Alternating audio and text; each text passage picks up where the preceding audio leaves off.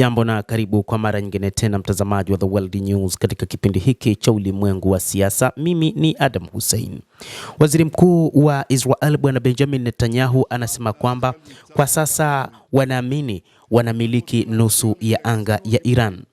Waziri mkuu anasema tumekaribia kufikia udhibiti kamili wa anga ya Iran. Netanyahu alidai kwamba operesheni ya kijeshi inayoratibiwa na Israel na Marekani zilikuja na uelewa kutoka kwa rais wa Marekani Donald Trump kuhusu ukubwa wa hatari ambayo Iran inaleta. Waziri mkuu wa Israel Bwana Netanyahu amethibitisha kuwa Israel na Marekani walikuwa karibu kupata udhibiti kamili wa anga la Iran.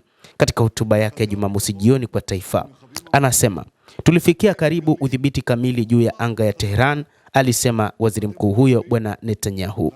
Waziri mkuu huyo alidai kwamba operesheni za kijeshi wakati huu zinaleta matumaini na kwamba kuna kuelekea ni wazi wataweza kumiliki anga kamili ya Iran katika vita vinavyoendelea kati yao na Jamhuri ya Kiislamu ya Iran. Hata hivyo, anasema kwamba licha ya kutambua ukubwa wa hatari ya Iran, lakini walijitoa muhanga kuhakikisha wanauondoa utawala wa Jamhuri ya Kiislamu ya Iran, na wakati huu wanakaribia kabisa kutawala anga hiyo.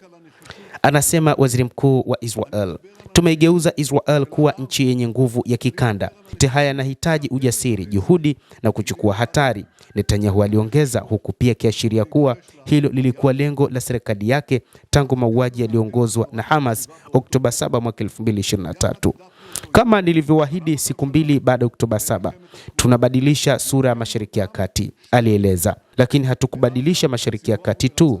Kwanza kabisa tulijibadilisha wenyewe, kwa sababu baada ya maafa makubwa ya Oktoba 7 niliamua kuongoza mabadiliko ya kiuongozi, vitendo vya nguvu moja baada ya nyingine, vitendo vya makini na vya kushangaza, vitendo vilivyobadilisha kwa kiasi kikubwa usawa wa nguvu kati yetu na adui zetu. Hata hivyo, Netanyahu anasema kwamba wakati huu Mashariki ya Kati inabadilika.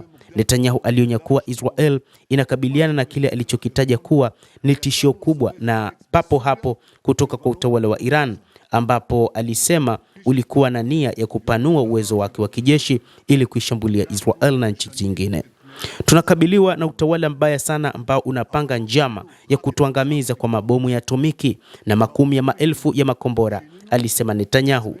Waziri mkuu huyo pia alimshukuru rais wa Marekani Donald Trump kwa kile alichokitaja kuwa uongozi imara wakati wa operesheni hiyo. Ningependa kumshukuru rafiki yangu Rais Donald Trump kwa uongozi anaoonyesha, anasema Netanyahu. Netanyahu amesisitiza kuwa operesheni ya pamoja kati ya Marekani na Israel inalenga kuondoa kile alichokiita hatari ya mara moja kwa Israel. Katika operesheni ya Rising Lion, tuliunganisha vikosi ili kuondoa hatari ya mara moja kutoka kwa Israel, Netanyahu alisema. Kulingana na waziri mkuu huyo, uongozi wa Iran ulijaribu kuficha na kujenga upya uwezo muhimu chini ya ardhi ili kuwakinga dhidi ya mashambulizi. Hata hivyo, anasema kwamba mipango ya serikali ya Israel pamoja na Marekani ni kuona kwamba Iran haiwi na silaha za nyuklia wala haiwi na silaha za masafa marefu. Waziri mkuu huyo wa Israel amesisitiza kusema kwamba Khamenei aliamuru uwezo huo kurejeshwa na kuzikwa chini ya ardhi ili wawe na kinga, aliendelea Netanyahu. Kama hilo lingetokea, angelitumia kuharibu taifa la Israel na kutishia ulimwengu mzima. Alisema kwamba Israel na Marekani zilishirikiana kuzuia mipango hiyo kutekelezwa. Kutokana na mtazamo huu, sisi na Marekani tulichukua hatua kwa pamoja kuzuia vitisho hivyo na kuruhusu watu wa Iran kuchukua hatima yao mikononi mwao. Netanyahu alikariri kwamba uamuzi wa kuchukua hatua pia ulichochewa na hofu kwamba Iran inaweza kushambulia malengo ya Amerika na Israel katika eneo hilo.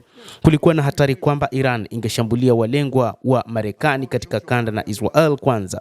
Netanyahu aliendelea akisema kwamba na kwa sababu hizi zote tulichukua hatua kwa wakati uliowekwa. Mafanikio ya operesheni ya Rising Lion, Netanyahu aliorodhesha mafanikio kadhaa kutoka kwa awamu ya awali ya kampeni, ikiwa ni pamoja na uharibifu wa miundombinu ya makombora ya ballistic. Katika wiki ya kwanza tulimuondoa Khamenei, tuliharibu mamia ya kurusha makombora ya ballistic, alisema Netanyahu, ambayo inapunguza tishio kwa nchi ya Israel, alielezea zaidi. Mtazamaji, nawe pia una nafasi ya kulike, una nafasi ya kucomment, kadhalika una nafasi ya kusubscribe channel yetu hii.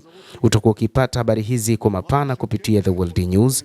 Mimi ni Adam Hussein, endelea kuwa nasi wakati wote, endelea kutufuatilia uyajue mengi yanayojiri katika ulimwengu.